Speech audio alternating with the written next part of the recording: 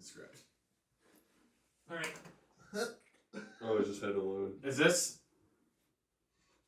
Help! Is this? Please tell me this is gonna go in the final cut. That's why I started recording. Whew. Okay. All right. All right. Gentlemen, take your seats. Oh, there it is. Yeah. Well, we watched it just on. Yeah, we just got it on iTunes. But Did you have to pay like $25? I don't want to talk about it. Yeah, that's what I thought. Yeah.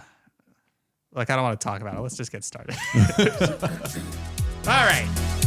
Let's get going. We're getting into it. We are back, baby.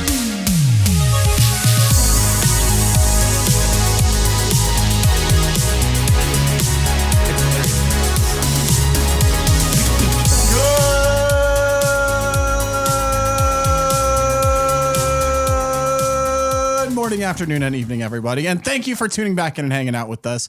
We, as always, are the Genesius guys. I'm Nick. Have you breathed yet? I'm Seth, filling in for Kyle, as always. I'm John. And we're three Catholic dudes who love to talk about movies. This is the Genesius podcast. So, we did some improvising in our setup today. Do you guys want to know why? Why? Because we have two additional bodies with us today. So, we've mentioned them a few times on this podcast. They are the co-founders of CSG. Ladies and gentlemen, please help me giving a very warm welcome to James and John Ondrey. Happy to be here. Thank you. That's enough applause. Yeah. No more clapping. Sit down. Hey, I mean, if we had a live audience, it could have gone on longer. Now, obviously, it can't be understated kind of what the impact of Catholic Softball Group has been in bringing a lot of people together. And You guys should have expected this to come up. yes, Naturally. Yeah, a little bit. how do you? Because how many years have you been doing this now? Well, it started in 2015. So I guess Minnesota math is 8 years. Yeah, that sounds about right. Minnesota math. I think But- this is our 15th season. Yeah. Wow. So did you start off doing that's this? right. Yeah, it's 2 that sounds years. right. Yeah, fifth. Yeah. Hang on. Well, not every year we hit. Well, yeah, we haven't had our own league. So when we moved to Pioneer Park, that's when we kind of had So this would be our this. own umps, our own fields. Yeah. We weren't playing public teams. This would be the 17th season overall. Wow. That's Crazy. That's nuts. Yeah. Plus, we had a winter tournament. If you want to count some of that Yeah, stuff, yeah. Oh, that was so much fun. And the volleyball now and too. a volleyball. Yeah. So there's And a a lot more. retreat and Service What work. if you could pick one? What would be the greatest moment of CSG? Like when it has it, like so far. Is there a moment where it's just I can think of one recently when we smoked John Wold's team on Thursday. Wow. Wow, Nick. John came home and I was like, "How are the games?" And he's like, "We sucked." So That was sometimes it's just not your day. Hey, John, I told Katie, Katie asked me at softball, is this going to come up in the banter? I'm like, oh, you bet it is. It always does. Like the one time you caught a ball that I hit, you just talked about forever. Like, It was great. What can I say? It was a good moment. well, if it says anything, I did get a triple on his team. So You did. You hit really well. I'll give you that. you know, one of my favorite, I know it's baseball's not the same as softball, but one of my favorite video games of all time is Mario Superstar Baseball for the GameCube.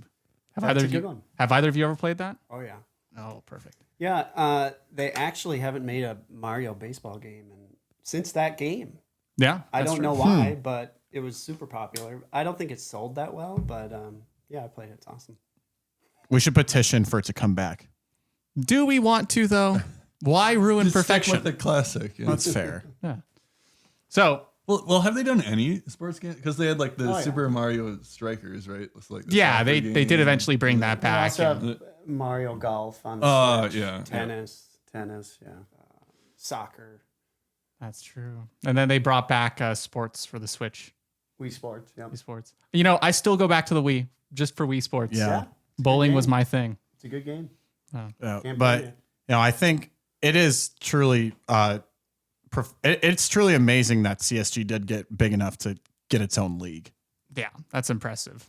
That's a testament to God, honestly. Yeah. I feel like if we did not, I mean, we try to do this every time with CSG, every season. Give it over to God. As soon as you give it over to God, let Him do it. And stay out of the way. And look what He's done. It just keeps growing and growing. And it's a testament to God, not really. And then everyone else is yes. You got to say yes to play. Yeah. And we had, 240 people say yes. And another 60 that we had to cut. Yeah, something like that. Just didn't have enough room. Yeah, Seth, you had asked what was your question? What's the best thing that? Yeah, what's the best moment? Yeah. Yeah, that's difficult to answer. Obviously, beating Gorman's team. Is he naturally crushed my team last week, but I think the thing that might feel the most gratifying is actually all the marriages that have come about from it. Yeah. We're coming up on number 9, aren't we?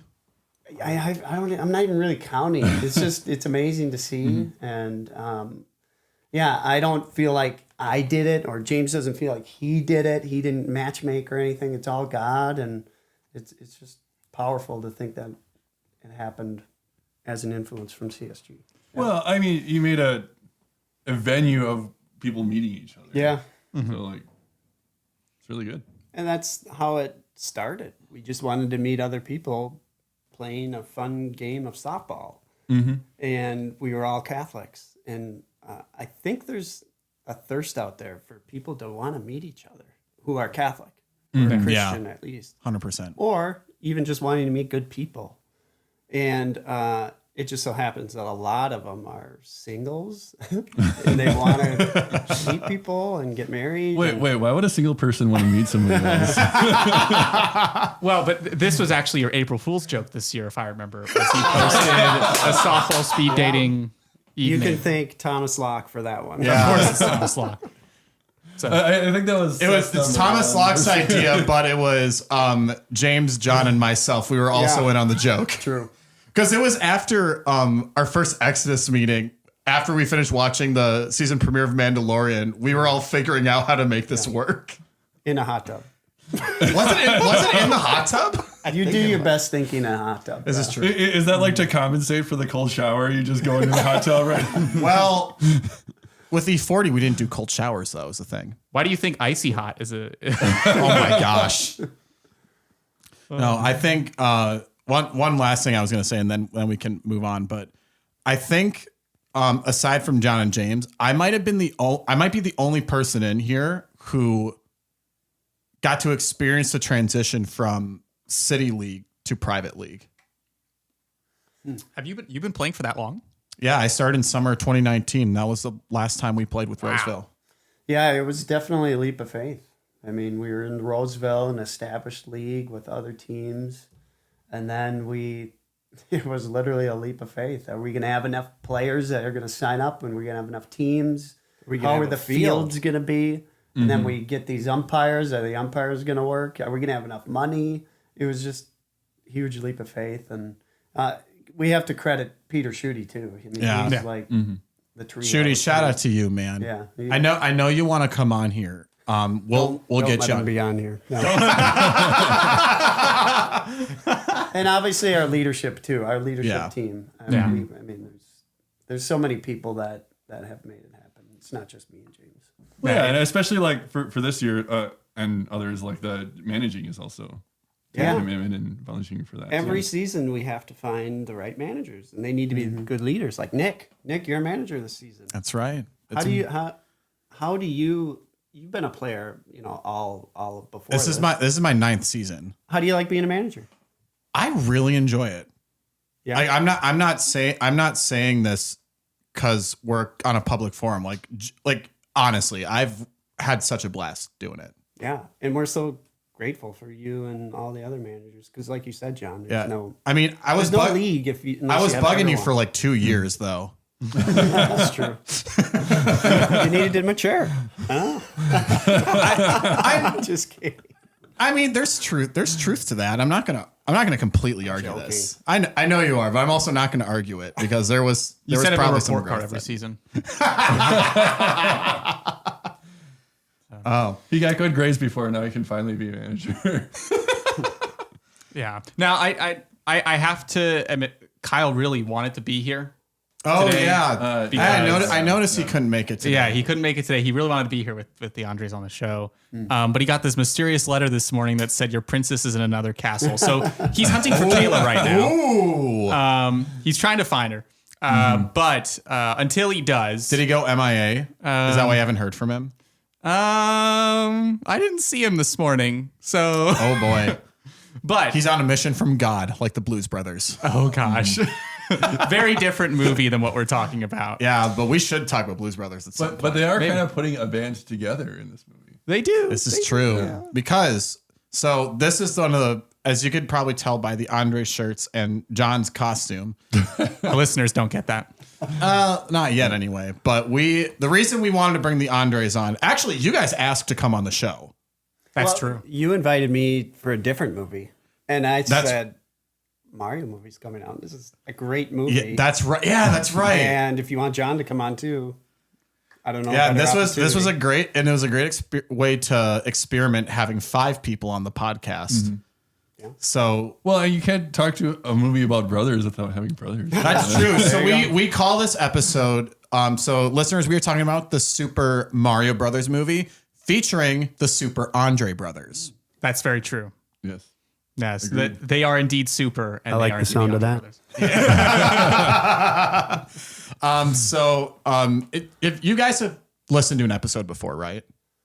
bits and pieces of several. Okay, Yeah. so you kind of know how this works. So we'll just run through some quick stats, hear what the USCCB has to say about it, and then we'll just let it go where it goes. John, I saw you brought notes, so this will.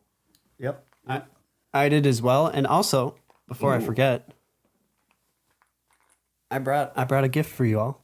Oh my gosh! Show the camera. It's a super mushroom, as you can see here. Oh my god! You can keep this and add it to your collection, Nick, or whoever. You can share it. There's also, well, give it to Nick. Let him open it. Oh gosh! Oh, it opens up. Okay, this is not what I was. How do you open this? Is it a twist off? You have to No, eat it it. just pulls up. You have to eat it. Haven't you seen the Man. movie? Oh, nice. Is that gum or is that Mentos? It's gum. Yeah, I figured it was probably gum. Mentos and just dump it in. Honestly, put mushroom in a Coke. Yeah. Kaboom. We'll set it right. Yes, this gets to sit on the soundboard right here. Beautiful. All right. Yeah. It might fall off at some point. That kind of scares me. But we'll see what happens. No, most of it's sitting on there. I think it'll be fine. So we're talking about the Super Mario Brothers movie. It is Yeah. directed by Aaron Horvath and Michael Jelinek, I think. Yeah, that sounds right. It Yeah. looks French. Written by Kinda- Matt. Yeah. Kind of like Denis. Denis Villeneuve. Yeah. Yeah. I think Nick's pronunciation was correct. You shut your mouth, John. All right. Written by Matthew Fogel, music by Brian Tyler. It was released on April 5th, 2023. What's the budget, John? $100 million. Nice. Wow. And well, 100 million. these the box office numbers I've here are actually incorrect. So I have on here on my script because I wrote the script a while ago. It says $906.8 million, but it actually passed $1 billion. It's at 1.2 something, right? 1.25, I think. Yeah. You guys really come prepared. Yeah. I just went on the Wikipedia page. I am not. I can't say that I officially have knowledge about it. Isn't it, James? One of you said it's like now the third highest grossing. Animated movie ever. Wow. Mario. No one expected that except John and I. You know, I'm not surprised. Agreed. But I, You'll hear bites like this throughout the show. Do you have any Mario sound effects? I wish I Nintendo? did. I really should have. There's just a whole bunch of them I could have picked. but I didn't feel have like time. Nick can be our soundboard for this one. Let's go. It's a me. Woohoo! Can you sing Peaches? I actually can't. I could, but I will not disgrace this podcast by doing so. I just see now we're talking about the soundboard. I'm thinking of the time when Megan was on the show and she pressed a random button on the soundboard and happened to press my favorite one. Oh yeah. John, Tony Stark was able to build this in a cave wait for with it. a box of scraps. So we literally split that into two, guys. Anyway, so I do think that of the budget, at least 90 million went to Seth Rogen, probably. And then like $1 million went to Chris Pratt and Yep. and one to Charlie Day. Charlie Day, yeah. Now Charlie Day, I feel bad for Luigi in this movie. He really does sit the whole thing out. You know, of all of the performances, I think I liked his the best. We can talk more about that, but he did such a good job. His voice is it's perfect. All right, John, this is your shot. Wait, hang on. Not just yet. Not yet. No? So Oh, this is I'm the usually the consensus, right. USC. yeah, so Yes, we that's right. have the Rotten Tomatoes. Now the critics and audience were actually really divided on this. That's right. The critics gave it a 59, and this is the movie where I think the audience score more accurately reflects how good a movie is. The audience gave this a 96, which I absolutely, Seth, you think like a critic, so You saw my head turn and you instantly knew because I know you was think going. like a critic. Yes. So we have a critic consensus which says, while it's nowhere near as thrilling as turtle tipping your way into 128 lives, the Super Mario Brothers movie is a colorful, albeit thinly plotted, animated adventure that has about as many Nintendo's as Nintendon'ts. Now, whoever wrote this probably has some good knowledge, I think, if that's... Well, we also, for the first time, have an audience consensus, which simply says, wahoo! That works. That's if you go on Rotten Tomatoes, it does say it. I literally pulled this off Rotten Tomatoes. Oh, Yeah. But we'll see what the USCCB. The USCCB has a history of having one of our favorite expressions in the entire history of Genesius, which we didn't have on Spy Kids 3D in January, and the USCCB describes that movie as 3D, dull, dumb, and disappointing.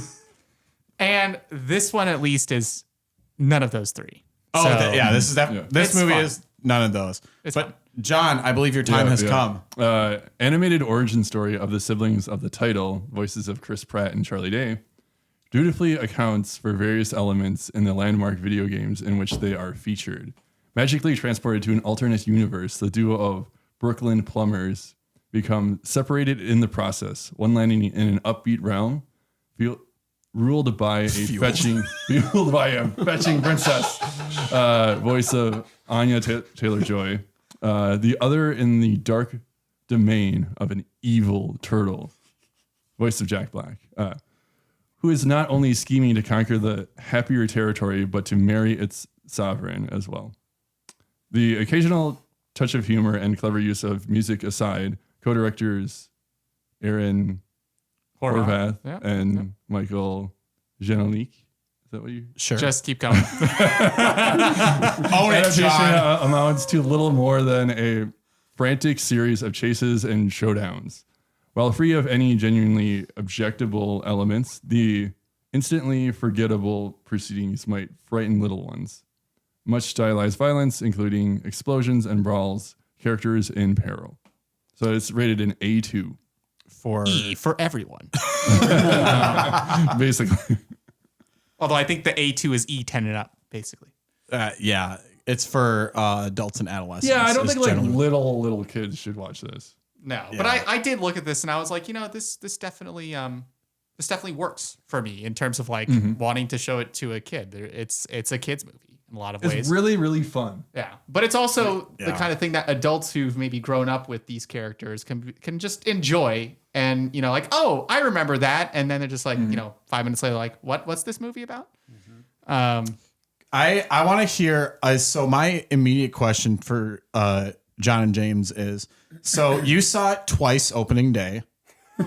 Wait, what? yes. I was with you guys for the second viewing.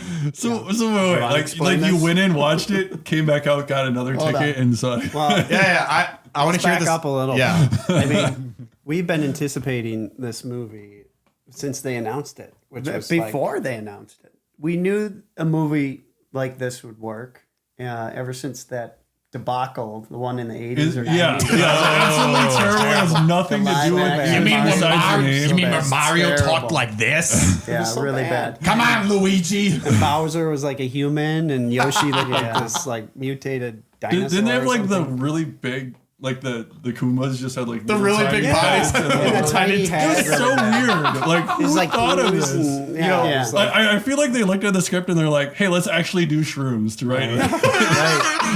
Totally. I do think that this movie had an exceedingly low bar to clear.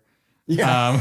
But you understand why they waited so long to do it because Right. that was like a huge failure. We're huge Nintendo fans. We grew up playing all of the Nintendo systems, so we know the potential of Mario. We're so excited for it, and we knew a movie would be great if they did it right. And so we were actually a little bit nervous coming into it. Like we knew it would be we knew they needed to make a movie, but we just knew if they blew it, they're gonna blow billions of dollars.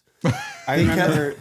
So we were nervous. Like, I don't know why, because we're just influenced by Nintendo. We love Nintendo. The first couple minutes of the movie, we're sitting there. It was like 9 a.m. because we wanted to see it before our group saw it. Yeah. Because we just we didn't want it to be spoiled or whatever. Yeah. We wanted You to want- experience we had ourselves no because we were distractions. waiting We so didn't- long to yeah. watch this. Yeah.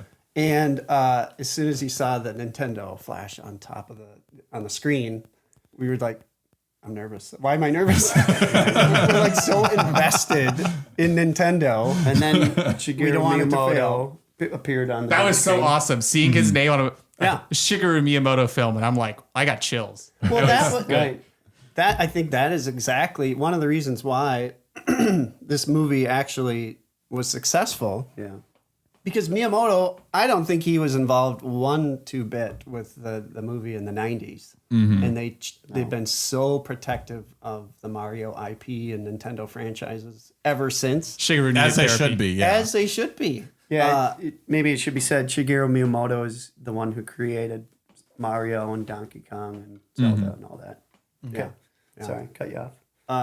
I don't know. What I was gonna say. Stop cutting me off. No, anyway, we were anticipating this movie. We saw it at lunchtime. We said we were working from home. We said, screw it, let's go watch the movie at lunch.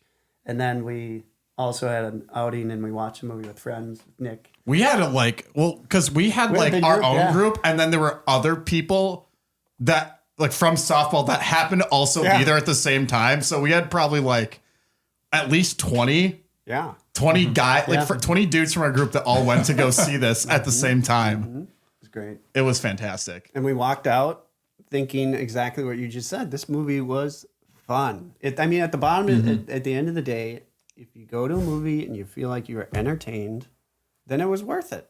So, I mean, it's a simple story. People complain that it's bare bones and just basic. And yeah, it is. But I feel like it protected and gives tons of nods to the Nintendo franchise and Mario franchise and all that stuff, where it gave the respect it deserved. And it was a lot of fun. It was funny. There were It was really funny. with Jack Black and the peaches that came out of nowhere, and it's like become a viral video. All of a sudden, I definitely heard the video, like the music video before seeing the Did movie, you? but, Oh, you did. but I was really worried when they were actually like pitching this movie. I'm just like, Chris Pratt is Mario, Yeah, and A like lot of people even are one of that them way. like Jack Black is Bowser, and I'm like, Yeah. when I saw the trailer, I'm like, no, Jack Black as Bowser was amazing casting. Yes, he It was was the best. really good. I think Jack Black as Bowser was probably the best casting decision in the whole movie. Yeah, 100% agree. Yeah, totally agree. Yep. I thought Princess Peach was great too. I forget her name. Anya Taylor-Joy. Yeah. She was so awesome. Her Peach's character. I don't know if you played the games, but Peach is typically, the typical damsel in distress. Yeah. I think especially early on. Yeah. I think as the years go by, she gets more of an active role. Yeah, you can actually play as her in the games. She's fantastic in things Smash like Brothers. that. But in this movie, she's strong and she's fierce and she helps lead the initiative to find And it didn't Luigi. like, and I think, and I kind of want to note this too, because you get a lot of female heroes like that, but it feels very like woke. yeah. And And kind of forced a little point. bit too. Yeah. And it didn't, but I didn't necessarily feel that with this movie. No. Yeah, I agree. It wasn't forced. It didn't feel woke. It felt very organic. To me, like I eased up as soon as like she reacts to Mario being there, not necessarily with disgust, but like I was puzzled by a reaction first. Yeah. Wait a minute. This is the first time she's probably seen another human. Yeah. Of course, she's like, "Oh my gosh!" Because I was gonna wonder, I'm like, oh, they flipped it on the head a little bit. It almost seems like Peach falls in love with Mario. But I mean, like, at least Is that how it is in the games? But like, Okay. No. but like, yeah, it's her first time seeing a human, like from like birth, basically. Like, You know what's interesting that now you just mentioned that? It's the first time she saw a human, yet she recognized he was short. No, I found that okay. That's a good like, point. Like I get it, That's a but good like point. she really does kind of harp on that a lot of him being really small, and I'm just like, what? Yeah, I actually... Aren't you a little short was for a one of the- stormtrooper? That was one of like the negatives I wrote about this movie is that there were some moments like that, and I feel like that was like a Japanese translation gone bad or something. Like as soon as they met each other, she was harping on the whole idea that she's short and tiny, but they never came back to that joke. And it was like, I think they're trying to Didn't belong. reference how when Mario eats a mushroom, he gets bigger, but they didn't close that gap. I don't think. Yeah. Well, I do like that largely the film sort of engages with a lot of the video game tropes and just sort of like, first of all, the fact that the Jungle Kingdom are just like all street racers, that was awesome. Like they went down into the workshop like, okay, you got me. I'm sold. when they went now, I'm probably the only person I'm probably the person in here that has the least experience with Nintendo. I'll first say that as someone who is very like new to it and has like played a couple of the games, which I think they're really fun, by the way. But has played a couple of the games and not really knowing a whole lot about the lore, I had a lot of fun with it. Like I was like, okay, I was pretty much able to get everything that was going on. It was really cool going with people that knew a lot of the Easter eggs and references. There was a ton in the, that made my experience a lot more fun.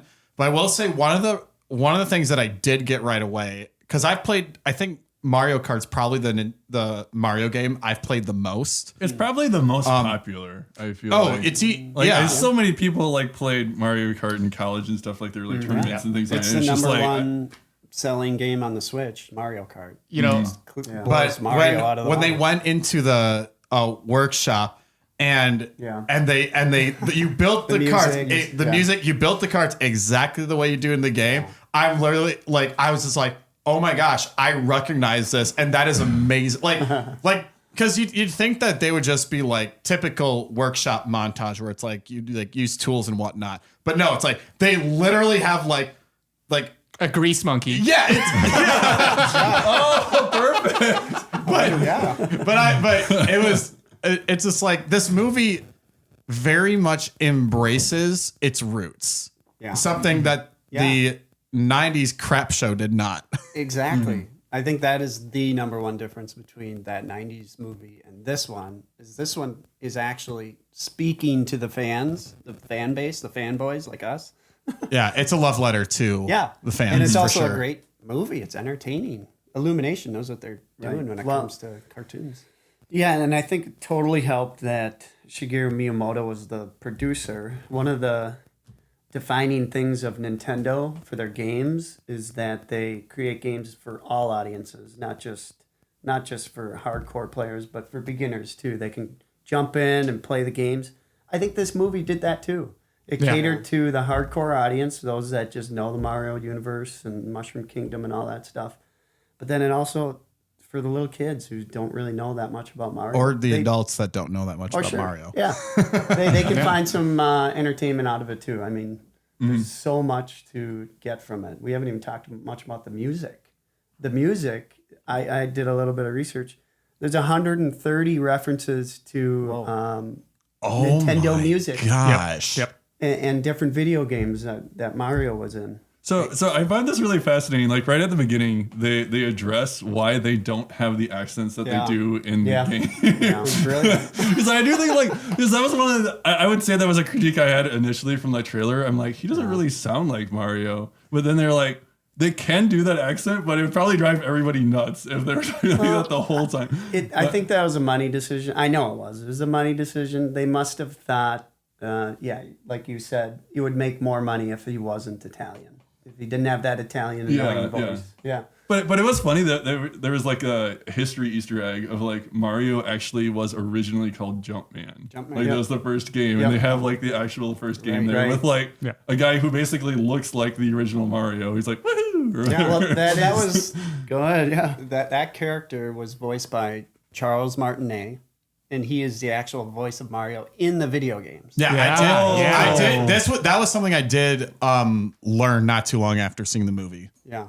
And then you remember that character inside of that the Punch Out store that they were in where he was? The Wrecking Crew guy, Spike with the glasses. He was they were talking to him after. Wrecking Crew is the name of the company that they used to work for, Mario and Luigi. Yeah. Wrecking Crew is the one of the first. Is it the first? One of the first Jumpman's video first, games Donkey Kong. that Mario Second. was probably in. second. And in the game, you're like on a construction building, and it references. Wow, that's very deep first cut. game. That's really deep and of cut. course, like the Punch Out thing, it has all of the like Punch opponents Out. from Punch Out with like Little Mac there. So Spike he's actually a real video game character. Wow. Yep. Spike's in there. Pauline is in there briefly as well. Diddy Kong. Yep. Well, yeah, they have all the That's a songs really. direct so, call. so Dixie so- was in there too. But by far, like this is the one part that is like Seth's favorite part of the movie. Oh no. What? Oh, you remember? The peck dance. Is it the part where he turns into a meow? But as they first introduced Donkey Kong, there's a song that plays. Oh yeah, they had the DK rap. Oh my gosh, I got so hyped. Oh, see, now that I think back to that scene, as soon as you put on the cat costume, I'm just like, if we talk about this in the podcast, this is a very good excuse for the cat noise to make its way in there. Now the one essential person. Yes. Meow. There we go. Perfect. Do we want to do the other one too? You want to? Meow. The other one. Other version. We have two versions of meow on our. Who's doing the meow? One of them is that him. was an Nick, yeah. Funny. But no, the one essential character they're missing. So they had, they were missing Lanky Kong. You guys ever played Donkey Kong? Lanky 64? Kong. Oh, Lanky okay, Kong? yeah. Yeah. Are you sure they were The missing orange him? one. Yeah. Maybe He may have he's been in the there. crowd. That's true. Lanky, Chunky. What's her name? I can't remember what her name. Trixie. Dixie Kong. Yeah. Trixie. Swanky, I think, was in that. I think he was the initial guy, the entrance monkey gorilla at the door, and that he rode the cart with them. I Yeah, think that was yeah, him. yeah. He's like the surfer dude, if I'm not Is it mistaken. Funky? Funky Kong? Funky. Okay. Funky Funky Kong. Kong. Yeah. Gotcha. Yeah. There's so many characters. I love that scene. That one's so good. That was good. The one, it's either a bird or a ghost thing that kept saying like, "Yay, we're all going to die." Yeah. Oh, Luma? Yeah. Yeah. With Luigi and the cages. That cracked me up every time that thing was on screen. Because it was just so happy and joyful, but saying stuff that was like super depressing. Super morbid, yeah. We're all going to embrace the sweet release of death. And we're all just like, what? Yeah. So there's a lot of really fun moments. And even as someone who tends to think about movies critically, I cannot deny that this movie was made just for people like me. Right. And like, we've grown up with these characters and we really enjoy all of the different callbacks. Will it serve, as Disney likes to say, will it serve to bring in a new generation of fans? Probably not. These kids are better off actually playing the games before they watch the movie. But Well, This is Seth's I'm going to opinion. respectfully disagree. Oh, okay. I think I was waiting for that. I think this is what Nintendo can do with Mario. They can do what Avengers did, where they have tons of different spin-off movies. Everybody, Yeah. there's so many franchises that Nintendo can still tap into. There's Star Fox. There's Donkey Kong, obviously. There's Zelda. There's Yeah. Pikmin. There's Kirby. Punch Out. There's Kirby. There's Kid Icarus.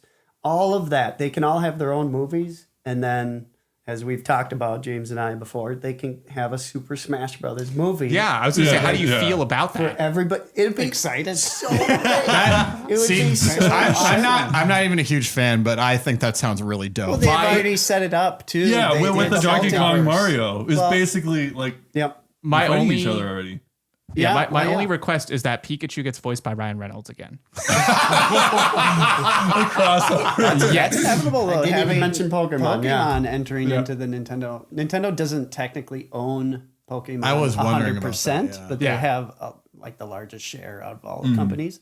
But yeah, that's inevitable. But if you noticed in the movie, when they go through a pipe, they're in the multiverse. It's just straight yeah, to it's very yeah. like, They Marvel. did that very akin to like the animated Spider-Man Into the Spider-Verse movie.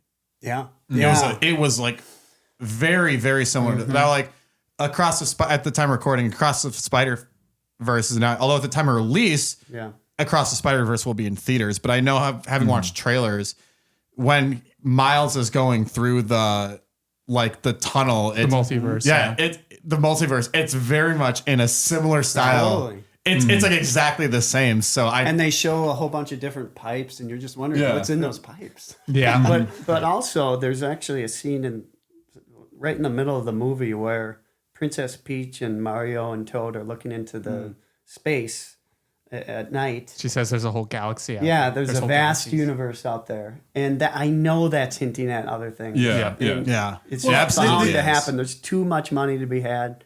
I can't wait. Well, for especially they've made at least 10 times their budget. Incredible. They have Right. the Yeah. funds to do it. That's actually what impresses me quite a bit about the commercial success of this movie is most of Marvel's big hits cost like $200 million to make. And in the case of Infinity War and Endgame, I think it was a combined like $350 million or something like that. That sounds right. And they made good on that investment for sure. But the Mario movie was Endgame is still the highest grossing movie of all time to me. yes, Avatar. Avatar doesn't deserve it. No. Hold on. Agreed.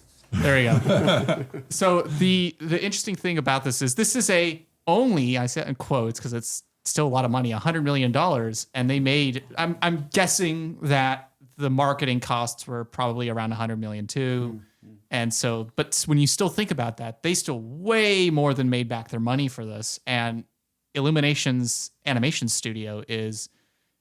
More than good enough to like beautifully represent this Yeah. whole universe going on. it's Illumination's highest grossing movie.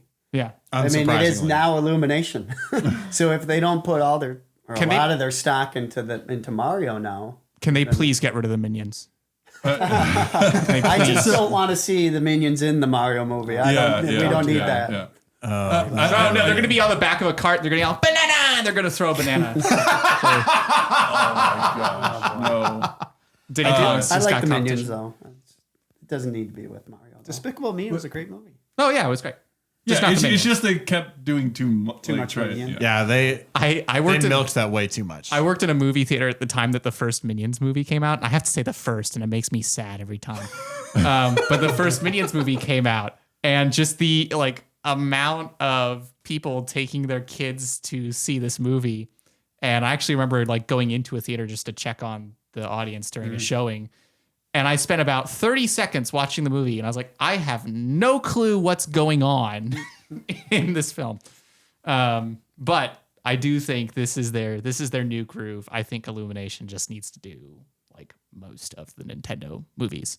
So I think one thing though, like, because you're referencing kind of like Marvel doing a bunch of like new things and stuff. I just hope it doesn't really go the same route with like put love and attention into Please. the movie that they please. did into this one and give it time. Exactly. I think they try to push too much out and it just I mean, that's how Guardians 3 definitely felt like. yes, yeah. Guardians 3 was very good. yeah, I think the last thing I John- want. I think we want to say the same thing. Probably going to say the same thing, but this is what Nintendo does Yeah. best is they Yeah. will invest in their games and spend as much time as they need to make sure that the games are good. They are never going to release a game that is rushed or just like not ready to, if it's not fun, they're not going to release it. Which is a real problem with the video game industry. They put them out and then they have to like update it constantly. So Nintendo doesn't really do that. They do updates, but they don't do it like a lot of companies where they rush something out and then they unload these huge. There's no patches. day one That's the patch that beauty is of like you Nintendo. need this to run the game. Yeah, they don't do that. They take their time, and they obviously did it with this movie. They delayed it again. I don't know if you knew, but it was supposed to release like last year or the year before. Oh, really? That. And Miyamoto, it was Miyamoto that stepped in and he knows said, what he's doing. "We're going to delay this." They didn't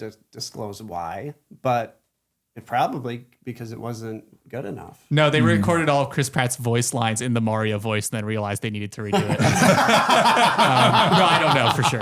But Maybe. you're right. You know, they it's clear they don't want to put something out half baked. I'm very hopeful, and I really do hope this is the case, that Shigeru is not, that Miyamoto's not seeing dollar signs. No, right? I don't think He's not influenced by that. No, I mean, these it's- are his babies. He needs them to do well. He's seen how needs to bad nurture them. these other movies have done. Yeah. These the one in the He wants them to 90s be and stuff. represented well. Yeah. He wants to be represented well, and he's not going to be on Earth for very much longer. So he wants to How old is leave he? his footprint. 70s maybe. Oh, that's not too 70s, bad. 80s. Still young. When he dies, I'm gonna cry. Yeah. I believe Him, it. John Williams, Steven Spielberg. Yeah, Yeah, there's like a list of Oh, people. yeah. You know? Morgan Freeman. Yeah, that voice, man. Nah. That voice. That voice. Bruce, I need you to do my job. So, that being said, should we move into any additional discussion points? Oh, actually, let's talk a little bit more. Here's actually a great idea. Let's talk about other Nintendo characters and proposed voice castings for them. I'm not going to be very helpful in this. I need a voice casting for Bob-omb. Whoa. He was in the movie. King Right, Bob-omb was. Right. Danny DeVito. I like it. I'm coming for you, Toots. Yeah. Oh, goodness. I'm gonna say Mr. T. Mr. T for Bob. Oh, Terry Crews. So what about I could see Terry Crews. what about like voice for Little Mac? Oh, that's a good one. I would love to see a Punch Out movie. Well, he's from New York. Have to be like. I really guy. Brad Wahlberg Pitt. for some reason. Who is the actor Cyclops in X-Men? Oh, James Marsden. yeah, I think he would be. Yeah. Okay. How about Mark Wahlberg? Well, that's Mark was Mark what I was thinking. What about I tried his burger joint for the first time a couple weeks ago. What'd you think? Wahlburgers. It's very good. nice? Very good. There's one in Maple Grove.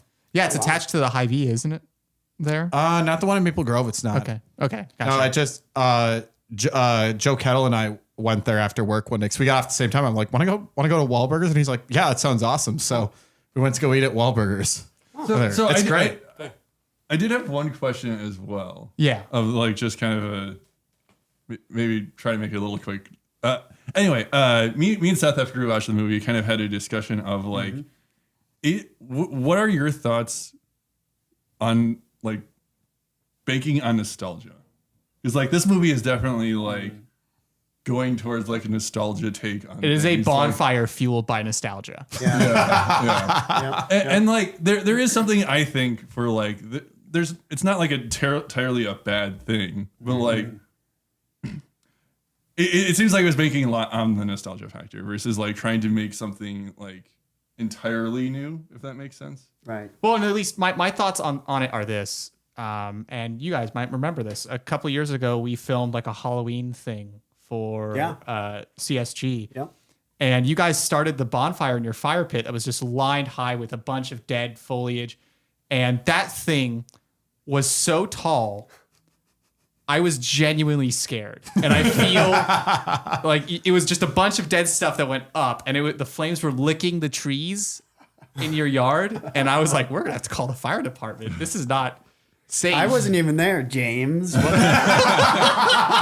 But I feel the same way about nostalgia, right? It's kind of scary how big this bonfire was in terms of it was just so nostalgia based that there is, I need some good writing effort to go into. I'm not saying we have to completely throw it on its head and make Mario some kind of washed up plumber who lost his job or whatever, and hates the world now, and it's a me, whatever. Mamma mia, me. But Come on, Luigi. you know, there's ways to, especially with some of the interesting takes they have on these characters, like Dr. Mario, right? Sure. I think there's a way that they just need to add a little. I think that they just add a little bit of writing pizzazz, because this movie, as good as it was, felt like wholly unimaginative in the writing sense, and the visuals were still amazing. But there was nothing in here that made me say qualitatively this stands out as a film. Yeah, no, I hear you. And when I reflect on the movie and think about it, the story's pretty thin. It's true. And it does weigh heavily on the nostalgia factor. And that's probably why I'm a little biased and how much I like it. But I also realize, like I said, the story is kind of thin. It can't continue to rest on its laurels of being the Mario universe. It'll lose its shtick in the future movies. So you're right. The story needs to develop a little bit more emotion and a little bit Depth. more, a little bit more depth. some depth. In fact, one of my favorite scenes from the movie was when they did a flashback with Baby Mario and Baby Luigi. Yeah. Because were adorable. that Would've gave been you a nice little to bit do more more depth. of that. Yeah, and that scene with the family at the table, Eating Mario, spaghetti. that kind of stuff they could do a little more. But I feel like these initial movies where you know there's going to be tons of sequels, there's so much they have to cater towards, and this Just audience, setting this- everything they're up, setting right? everything Yeah, up yeah. exactly. And I think they did a great job of setting it up. And I was so relieved after watching the movie because I know they're going to have more and more sequels and stuff. But I agree with you. The story was kind of thin. Yeah. Well, and don't get me wrong. I don't want to bite the hand that feeds me. Shigeru, please keep going. Make more movies. Yeah. But yeah, I think the second movie, if it doesn't really do something to differentiate and actually develop these characters in a In good the way, NCU, the Nintendo Cinematic NCU. Universe. I want something interesting where like Bowser comes around to being a good guy eventually for some reason. That happens in the games. Yeah, it happens plenty of times in the games. We just need something there. Otherwise, Yeah. it's going to lose its freshness real quick. Well, you really don't want to go the route, like, at least in my opinion, of like live action Disney movies where it's like No. you're doing gosh. something that's like already been done, but you're just doing it in like a different medium. You're just Yeah. like, okay, well, we want something new. Just don't let Rian Johnson write one. Yeah, I agree Wow. with that. Seth once again No, just no. trashing on The Last Jedi. He did good stuff with Luke. I'm fine with Luke. But Yeah, we don't.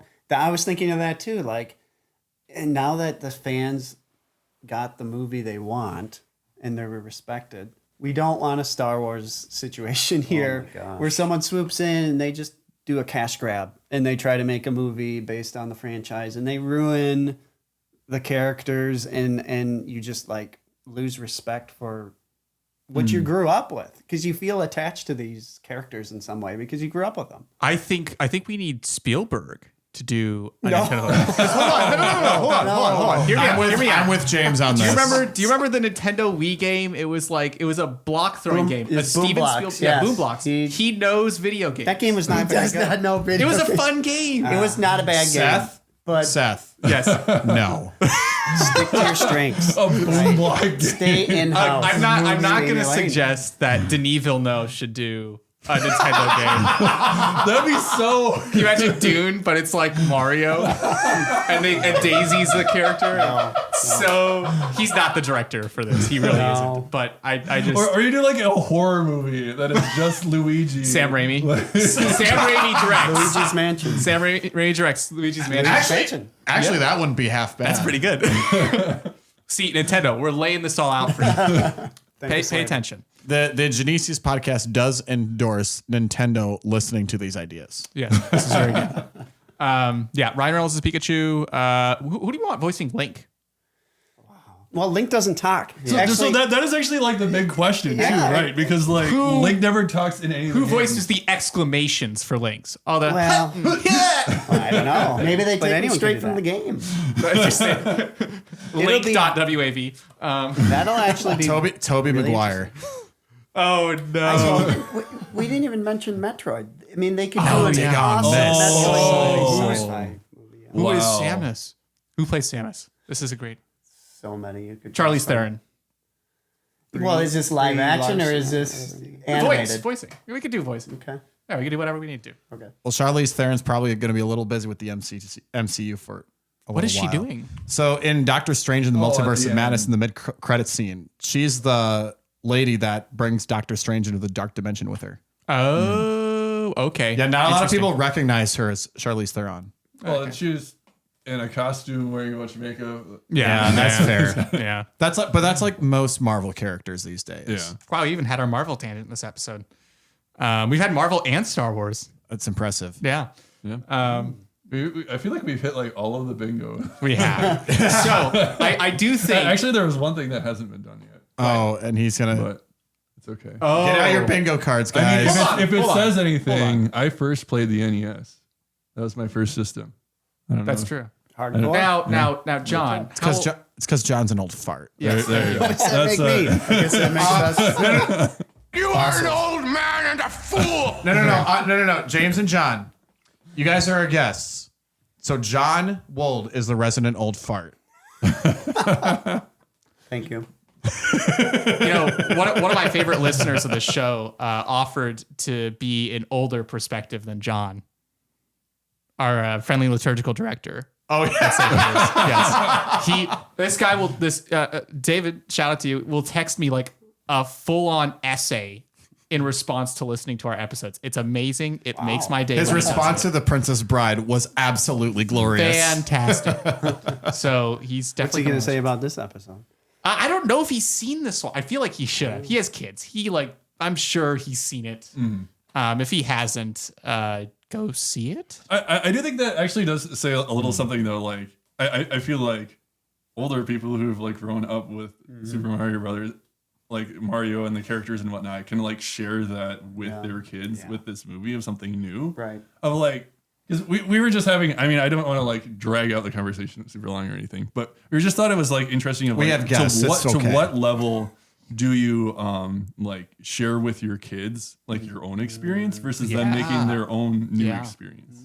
And like this is kind of like a crossover of like of what you grew up with and what they're growing up with. Right. Yeah. Of like being able to do that together. Yeah. We have a friend. His name's Eric, and Eric, if you're watching, hi. I'll have to tell him about. This Yeah, podcast. if you're And yeah, Scott. oh I mentioned please Scott, do. too. Well, yeah, Eric and Scott, but I'm mentioning Eric because he, on the day the Mario movie came out, he and his family of 4 kids, they all dressed up in Mario characters. Oh, that's adorable. And he took a picture of it, and they all love Mario and the universe that Nintendo has created, and they enjoyed the movie. And Eric, he grew up with Nintendo, and he's passed it on to his kids. They play the games now together, and it's like Nintendo knows what they're doing. They're passing down these. They know what works, and then they're going to continue the pass it down each They also generation. have amusement parks now. They've got an amusement park now. It's Where? just- well, there's one in Japan. Japan. They just built Oh, one that's in not surprising. Florida. Oh, really? Oh. I'll have to see if my sister knows anything. Is it about next that. to Universal? It's in Universal. Oh, sweet. It's part of Universal, right? Wow. I'll Yeah. I'll ask my sister about that and see if she knows anything. You guys might be noticing a lot of these new Nintendo things are happening, amusement parks, movies, and stuff like that.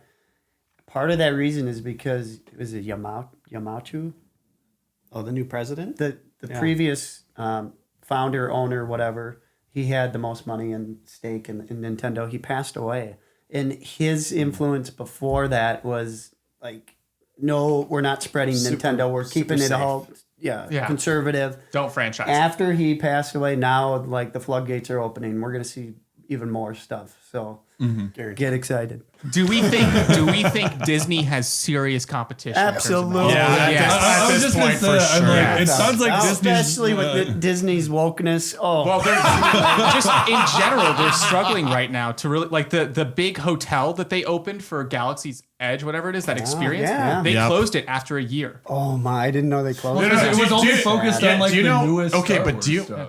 Oh, that's not. Well, I don't think that's. I think that's only part of the reason why I closed. Do you know how much it was to do that experience? Oh, it was like thousands. wasn't it? $5,000. Yeah. Wow. Yeah. Yeah. per No wonder, person. like, Basically. Yeah, for one stay. It was I think it was like a do 2 or that? 3 day thing, but it was $5,000. Yeah, I feel like when Disney bought Star Wars, they panicked. They said, "Oh my gosh, we just spent so much money." They jumped on the sequel trilogy. I think way too quick. Yeah. No, so I think they had good pacing leading up to Force Awakens. The problem is That's that fair. Force Awakens came out and it maybe didn't do as well as they expected. And so they said we're really It's like in the top 10 highest grossing movies of all time. but there was a fair Number 4, amount I of think, criticism actually. It was about fun. it. And so they It's a fun movie. it's fine enough and they and I could talk Seth, for hours. Seth is a critic, remember? Yes. But then they did The Last Jedi, and The Last Jedi split the fan base so hard that then Rise of Skywalker just face planted the whole Rise of trilogy. Skywalker was kind of a dumpster fire. But anyway, I think they're just going to say that like I don't think Disney has a monopoly on like this kind of thing anymore. That's true. They had Yeah, their they're- opportunity. I mean, it was right in front of them. If Disney were alive, I don't know him, but if Walt Disney were alive, I just don't think he would be Yeah. approving of what's going on with that company. Right. They've lost out a lot of.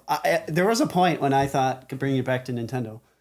I always thought if Nintendo were to combine with Disney, they would just change the world because they have Mickey Yeah. Mouse, Yeah. and Mickey Mouse was going down, and Mario was becoming more popular than Hey, Mickey Seth, Mouse. can you say Wahoo in the Mickey Mouse voice?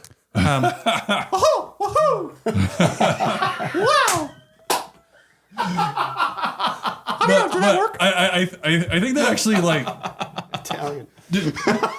I mean Italian Mickey. wherever your kind of like political whatnot lies, but like I think one thing that is really nice about it is that I just don't feel like they're bringing any kind of message Yes. into like this movie. Yes, yeah. Yeah. There's no Which- wokeness whatsoever. Yeah, none of that. It's me.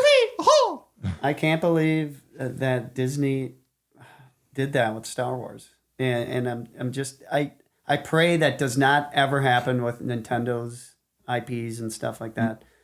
As long as Shigeru Miyamoto's alive, that won't happen. And if Walt Disney was around, like you said, he would have been, you know what, Shiggy is for Nintendo. I think Walt Disney, the person, would be very disappointed with the route it's gone these days. I think so too. Yeah. Well, and it's just like we should definitely move on to scores. Yes. But I do think it says something that, like this feels not quite the same as like the live action. Like I feel like a lot of Disney stuff isn't being as original anymore, and they're really trying to Yeah. like pump it out. Yeah, Yeah, And I the really Little, just the hope Little that, Mermaid like, remake yeah. just came a lot out. of remakes. And It did? And It did. Yeah, on Friday. Okay. yeah, exactly. It's like John, we have now our bet has officially begun. What was his bet? So our bet was in a month's time, if this movie made 1.5 times its budget, then you buy me a drink. Okay. If it doesn't, then you buy me one. No, I buy you It's not one. going to make much money. I'm not saying there's never- just you so never know. many, and they don't even Maybe. change any. Like there's nothing. I just Well, anyway. and part of the reason I bought the movie on iTunes to watch it was because I didn't make it to the theater to see it. So I spent the $30 knowing that's like 2 or 3 movie tickets worth of, It's a lot of money. you know, that could go to them. Ridiculous how much it is. Although I'm sure Apple took 30% of that. So that being said, we should move on to the scores. Yeah. So, John and James, as our guests, you get some power in contributing to the overall Genesius score of the movie. So we each get our own score. Or do we have to? Yeah, you each get your own score. you Is this out of 10? you individually get It your own has to be score. the same score for both of you. Wait, actually, I have one very quick question. Yes. Before we get to scores. Yeah. So, which Mario brother are you? I kind of thought you were going to ask that, actually. That's a great And I question. thought about the answer. Go ahead if you want. Well, I love both of them, but I don't know. I kind of have a soft spot for Luigi because he's always overlooked. You know, James, you are not overlooked. And actually, bringing it back to the movie again, I wish he would have had his prototypical floaty high jump. They didn't have that. Oh, they did the leg pumping thing. Yeah, leg pump, nothing. But again, he was forgotten. His ability was forgotten. No, in the but movie. they referenced his Luigi Mansion and I how know. he's super afraid. gave We got Great like 30 more respect. movies to figure this out. Yeah, exactly. I don't know. I like them both, but probably a slight favor to Luigi. Yeah, I agree. And I'm probably if he's Luigi, then obviously I'm Mario. I feel like I'm more of a leader than you anyway. Whoa! Hot take! I lead by example. Oh! Agreed.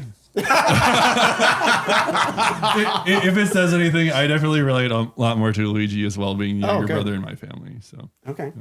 I'm kind of like a Waluigi kind of dude. Who would be That's believable. that makes Nick Wario. No, because I don't have any brothers. exactly. So wait, who would Nick be? I don't like are Waluigi and Wario brothers. No, they're not. They're not. I think it's just I don't know what exactly that aesthetic is so similar for, but But definitely villains for sequels. yeah. Mario yeah, and- sure. Yes, yeah. yes. Who voice? Okay, hold on. Who voices? I Wario? was wondering was if you gonna were ask. gonna Who voice? Wario? Who voices Wario? Danny DeVito. He just voices He all works of forever. He just voices- That one, could- that one he I could could, actually honestly. see. I actually He I can agree take a with break that. from It's Like, Always Sunny. I think John Goodman needs to be Wario. Ooh, that's. Ooh. What about Jeff Bridges? Jeff Bridges. He did make a very good villain in That's the a first good Iron point. Man movie. That's a very good point. What about Waluigi? Yeah, that one I feel like is harder. The guy who voices Pleakley in Lilo and Stitch. That's such a specific. Wait, are you? How did Wait, you? no. You two shut up for a second. What do you mean you don't know who I'm talking? Have I've you never not? seen that movie. I'm sorry. There are so many movies I have not seen. I spend too much time watching Mario and playing Mario. That No, I don't I will say this. Lilo and Stitch, I think, is a movie you guys would actually really enjoy. It is. It's a really fun movie, and it is very. It really touches the soul. It was kind of like Big one of the way. last like Disney classic. kind of Before that they- era. Before the Yeah. woke. Well, before they went digital. Yeah. But Oh, I see. Can I make one last comment? Plus, here? Alan Silvestri does the music for that. Yeah, speaking of music, can I make one last comment here? And that is, I wish the music leaned more towards the digital chiptune side. Ah, okay. When they did the only thing that really didn't work for me was the orchestral rendition of the Star theme. Okay. Oh, you didn't like that? I didn't like it. To me, it felt like you're trying to get 30 string players to go. Like, to me, it felt like that's not a thing that fits very well for orchestral work, and especially not in the way that they did it. It would have been different if they did the chip tune on top and had orchestra like sitting That under. might have like been that. cool. Yeah. Yeah, I think there were a lot of other things they could have done with it. It just seemed like to me they just picked like, oh, we're obviously just going to arrange this for orchestra. And it's like, well, maybe be a little more creative than that. So that was maybe that I will say that was probably the part of the movie I liked least. The very end. Just that music part. I mean, everything else is great. Okay. Just that one part was the thing that really didn't work for me. Sure. I will say at one point I looked over at John and I'm like, this plot did nothing to justify its existence. And he and Tom, because Tom is watching with us as well, they both looked over at me and they're like, Seth, it's a kid's movie. You have to keep reminding yourself of that. But how cool was it at the end when Mario and Luigi just double teamed Yes. They Bowser? did. That was Yeah. awesome. Like was they good. did this kick up Yeah. in the air, and then they did another punch in the ground, and then they did another kick it together at the end. It was great. They like Dragon Ball Z'd that. It was great. I think that made up a little bit for like Luigi not being a bigger part in the movie. Yeah. That there's just like, no, we're actually going to let him like work with Mario. against Bowser. Mario supports him and Mario kind of helps empower him as a person. So why not? Right? I like that touch in the movie too. They touched on the brotherly aspect of Mario and Luigi. I didn't expect that I was at all. hoping this was going to come up. yeah, The But yeah, brotherly they- aspect of it. that was one of the themes. You talk about Seth, how they didn't really do a lot to push the story or didn't do a lot of new stuff. And I agree, That was they were solid. safe, but this was, I didn't expect some sort of an emotional reaction to the movie, and that I expected that from you it guys. touches on the brotherhood of Mario and Luigi. I thought that was a cool touch. I was expecting you guys to get emotional just because it was a Mario movie. Yeah. Well, we were. I did tear up a little bit. But it does say something that like they're really willing to support each other in different ways. Like for instance, like I mean, especially I feel like I related a little bit in like being the younger brother of like he's always hauling the tools for Mario. It was just like that seems about right. Yeah, this touches on brotherhood exceptionally well. Yeah, I do think that was one of the most solid aspects of the story. That it's a reasonable driver for Mario to be doing what he's doing, and also just from a realistic perspective, like guys need other guys to help them out. Yeah. And they need to love each other in that fraternal way, and that's incredibly important. Right. And how many movies off the top of your head can you think of that are about two brothers coming together to overcome a challenge? Like I can't think of anything off the top of my head. Movies are so woke feminists these days that they don't. That's just overlooked. And it was refreshing to not have the story be about saving a princess. Yeah. Initially I was like, well, I mean, that's Mario's initial story is that he goes off to save the princess. But it's like, it was a little bit interesting that it's like, it wasn't out of like romantic love that he did it. He's like, no, I actually want to go save my brother. And it was like, the princess was just a way to do that. Right. Versus like him. And it didn't feel forced. It was Yeah. good. Now we're missing. We should touch on just this last guy because we've forgotten about him. But our boy Toad. Keegan Michael Key, I believe, was the voice. He was fun. He was a fun sidekick Captain character. Toad. Yeah. Yeah. So I mean, He did have some good lines. one last touch on the brotherhood thing. Like I'm the only one out of the five of us that did not grow up with the brother. Oh. Because Seth, you have brothers. I have two think. brothers. Yeah. Yeah, and John, I know you have brothers, and well, Yeah, I you have two, an older brother. yeah, and you two. Well, obviously you have brothers because Two other brothers other than him. that's true. I love them both too. They're great. They're so great.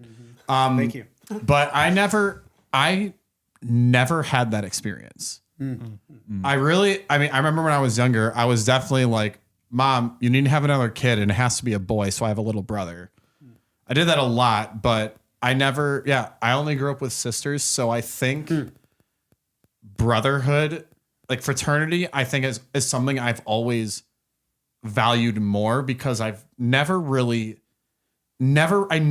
grew up with like a blood brother. I mean, now, like, I would argue that Nipun is the closest I've ever had to a brother.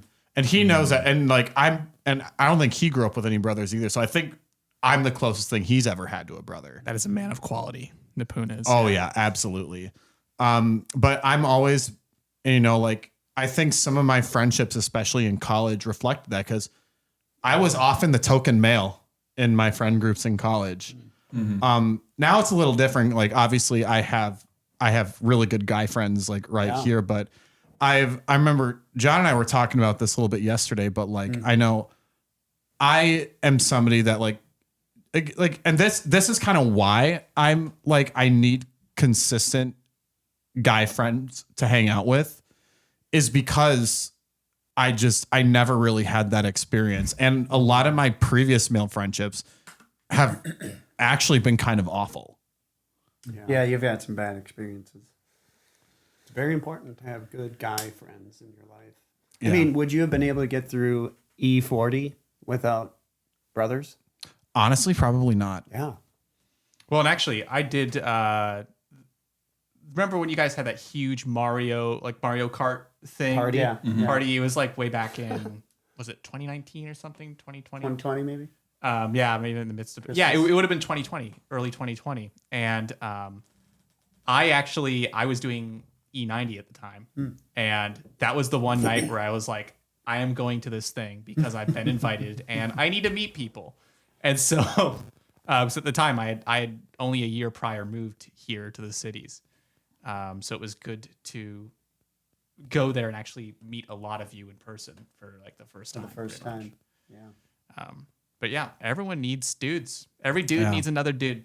Yeah, I think the Absolutely. line in the movie was, they said it a couple times, when Mario would say to Luigi, "When we are together, nothing can stop us," or something like that. Yeah. That hit Something me. along- And that That hit me in a big way. maybe it's a stretch, maybe it's not, but in the Bible, where 2 or 3 gather in my name, there I will be with them also. Yeah. So I mean, there's just more power when you have togetherness, when you're with others, and so maybe that there's that Christian theme there, whether they did it on purpose or not. I think. Hey, I'm just gonna say. I like to make a point to say. Sorry, Go for it. I didn't mean to cut you off there.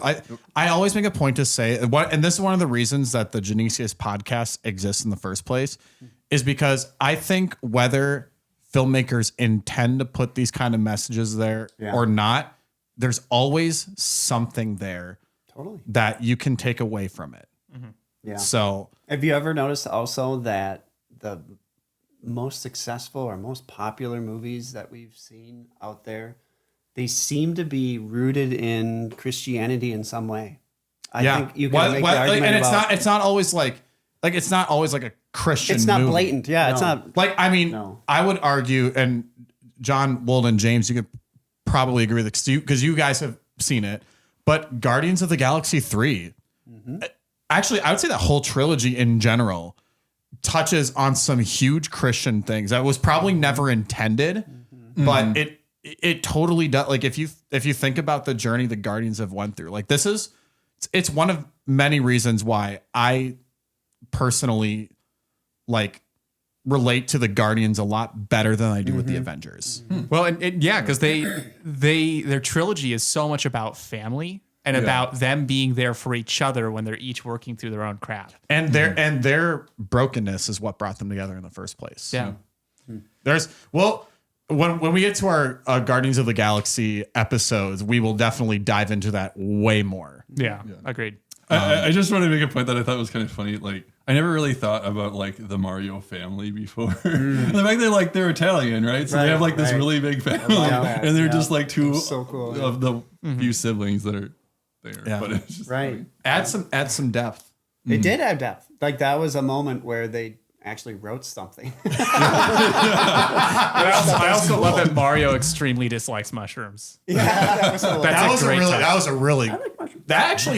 That actually was an interesting plot element where it's like, Luigi I don't know, liked Mike, him. it's like, but you have to eat them to gain Did these you powers. catch that montage when he was doing the training with Peach? Yep. When he threw up a mushroom and Yeah. shrunk? Yeah. She's just patting him on the back. Right. Yeah.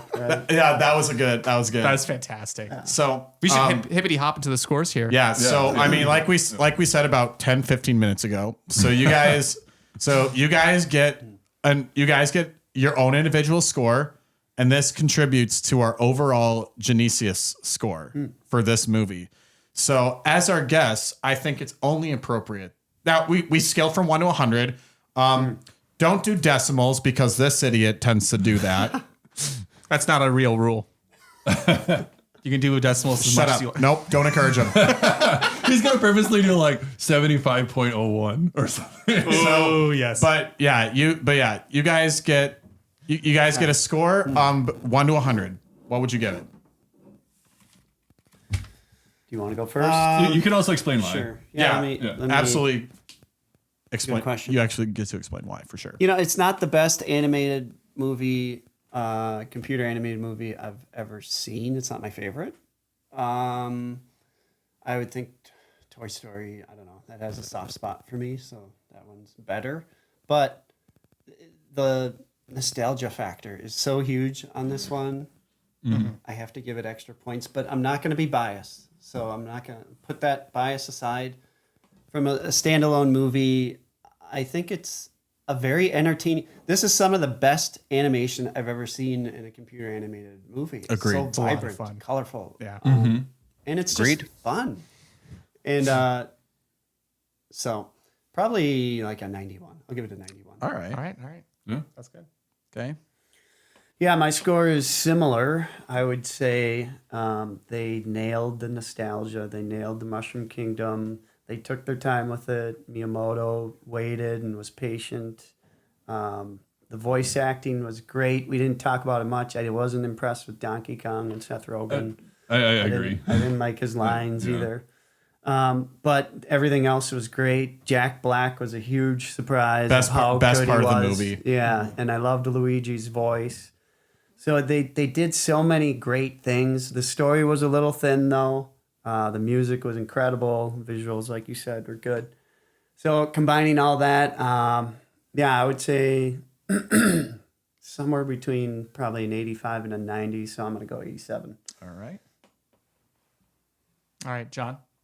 Yeah, I definitely agree. Like with the, it's not like super original. There's not like this amazing plot line, but I was impressed with the graphics as well. Like just, there was this one scene that I just like, to me it was really nice. Like at the beginning where they were doing the plumbing, that like they had to get from one point to another, so like go through like all the different, and it just showed like the character right away, and you're just like, oh yeah, that's right. Like this really relates back to like Mario stuff.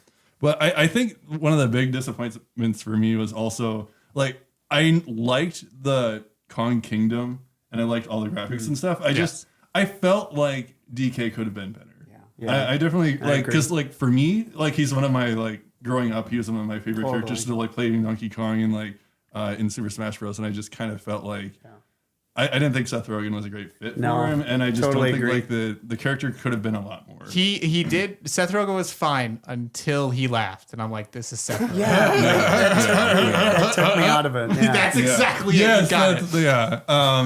I would say probably an 84 for me. Okay. All right. You ready for the lowest score of the day? It's usually Now, you. I will say this. Hang on a second. Is this your score? It's not, but just remember that I'm not nostalgia driven this time. Oh. All right. So you might actually be slightly lower. I will say this. This movie, for what it attempts to accomplish, does it very well. However, there is nothing to me that stands out about it as a movie other than it's just fun, it's entertaining.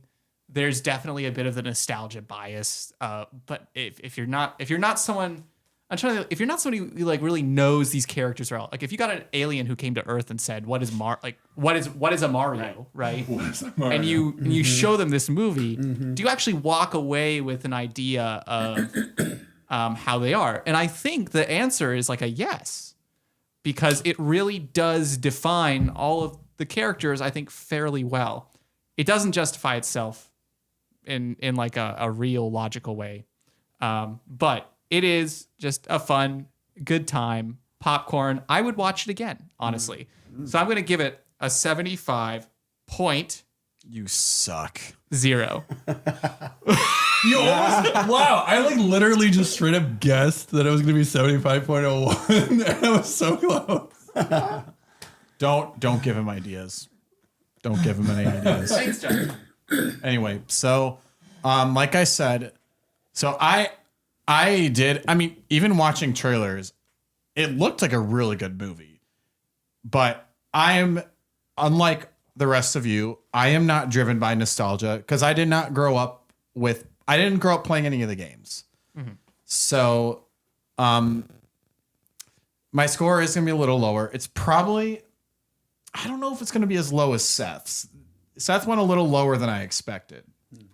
Actually, that's hard to say because he generally goes quite low. But Well, I mean, this first Super Mario movies was a 0. So, like I said, they had a really low that bar. should be our gosh. April Fool's movie next year. Like, that bar was like the Marianas Trench low. That was like center of the earth low. Anyway, so yeah, not nostalgia driven, but I had a lot of fun with it. I had a lot of fun. I think what made part of my experience so great was seeing it with a bunch of people who did understand it. Yep. But it's a story that was easy enough to follow. And like, again, for someone who didn't grow up knowing it, I was able to clearly understand what was going on pretty quickly.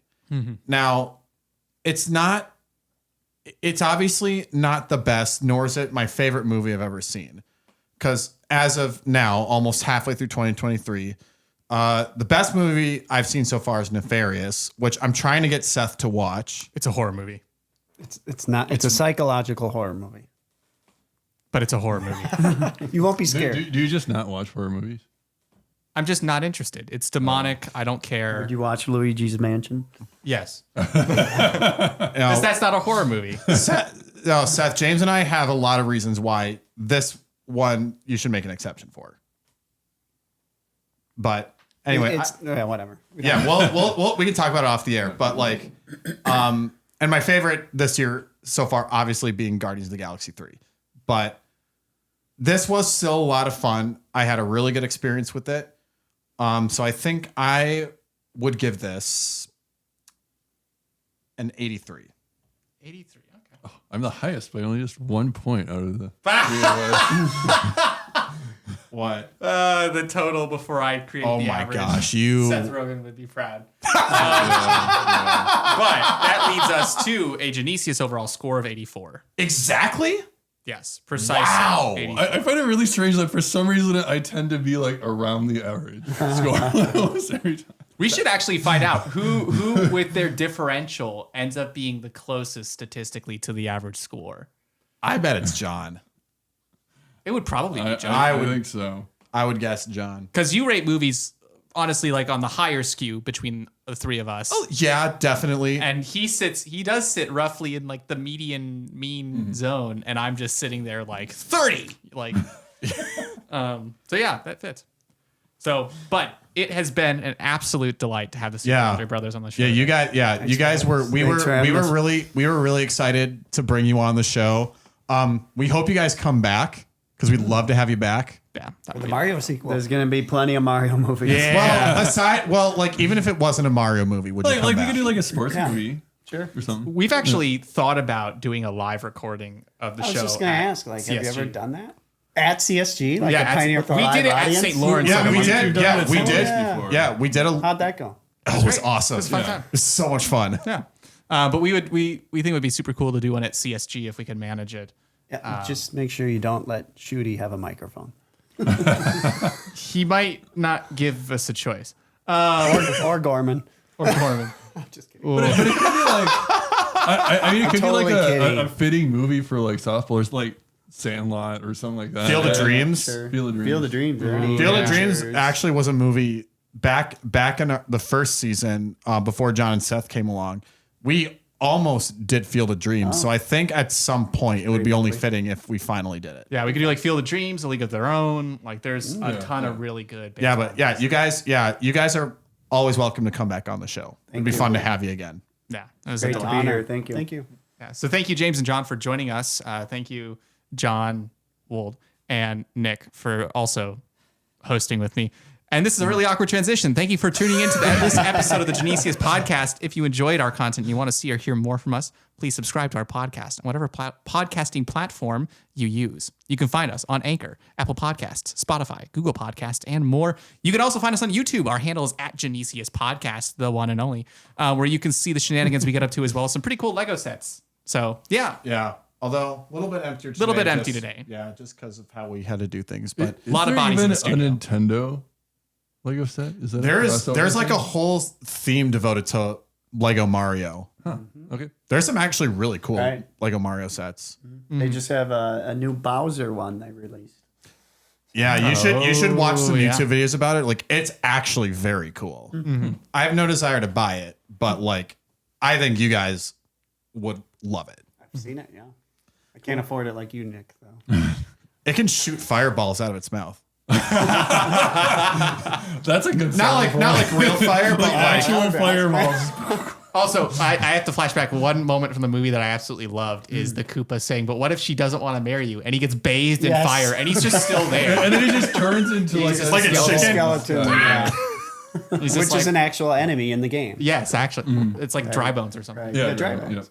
yeah. well, anyway, so if you would like us to talk about a movie you enjoy, or you want us to have like a movie related topic that you'd like to discuss here on the podcast, if you want to provide feedback to make our show better, or if you just like us to pray for you for any reason, especially if you want us to shout it out here on the podcast, send us an email at genesiuspodcast@gmail.com. That's GENESIUS podcast@gmail.com.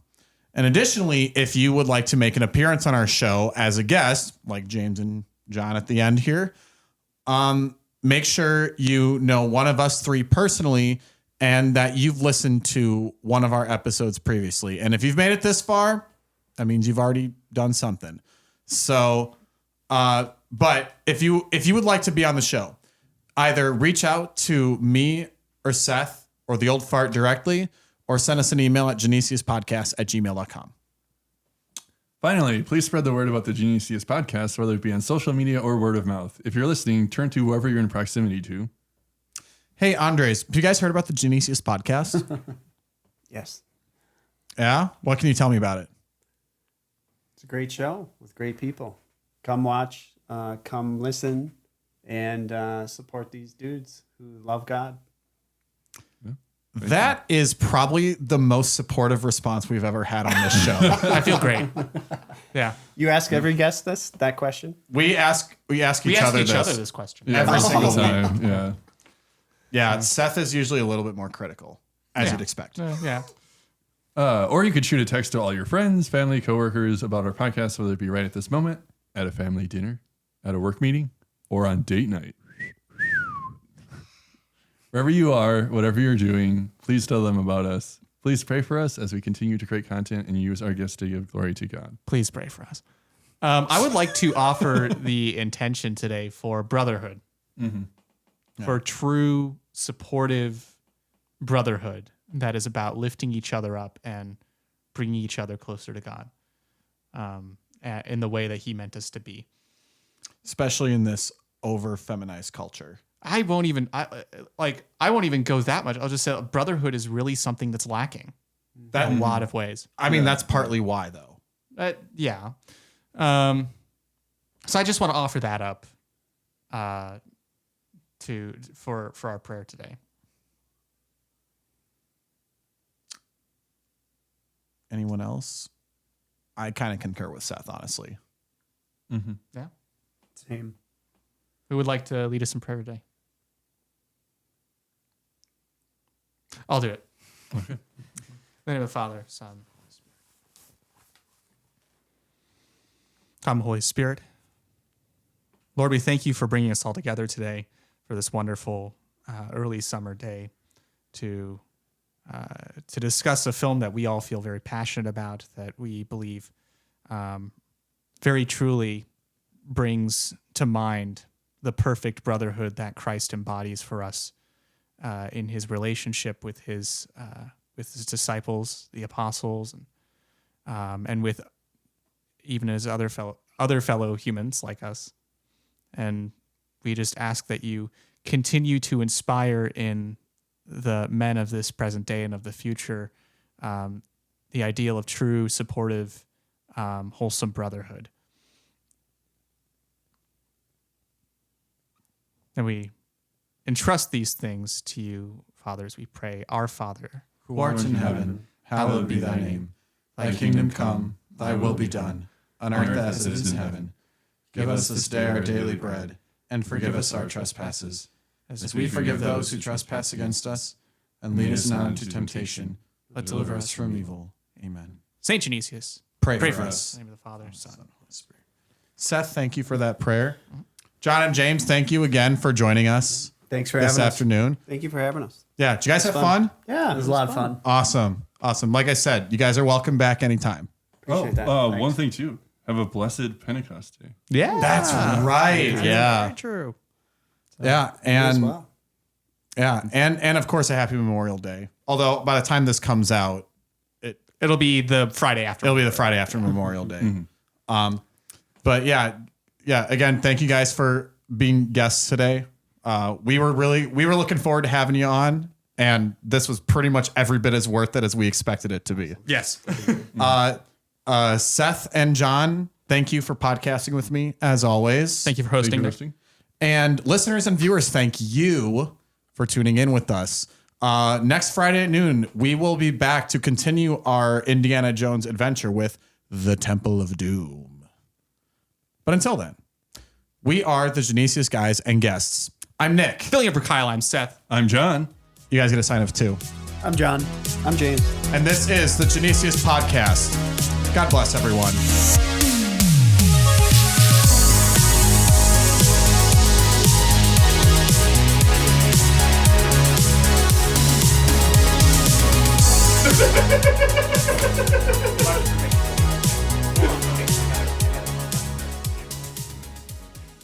He's going back under. Land down under. I really hope this stays in the final cut. We're going down, boys! Doing it live.